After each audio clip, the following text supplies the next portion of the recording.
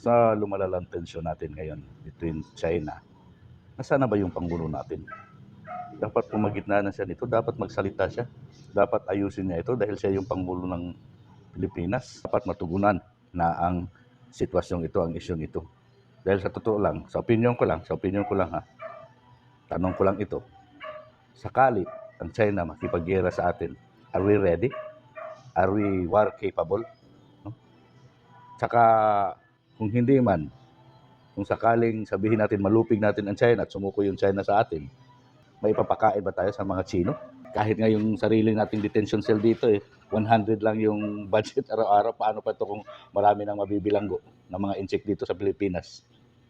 Tsaka kung sakali ding pauwiin ng Chinese government yung mga OFW natin sa China, mayroon ba tayong maihatid na tulong financially sa mga OFW natin na mawawalan ng trabaho?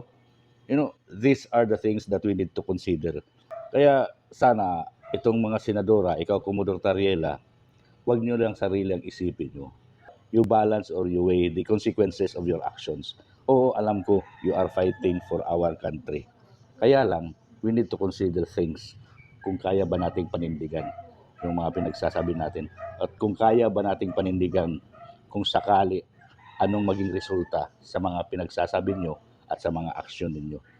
Ang magiging kawawa nito, hindi naman kayo yung mga ordinaryong mamamayang Pilipino.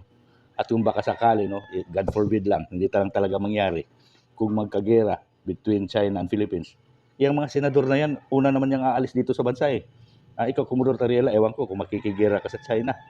Wala, yung maiiwan dito, yung mga ordinaryong sundalo, yung mga maliliit na sundalo lang, no? Saka yung mga may opisyal na maiiwan. Pero kawawa tayo. Talagang hindi pa natin kaya makipagbangayan o makigera sa China. Kaya Mr. President, kung saan ka man ngayon, ayusin mo na to bago lumala ang tensyon.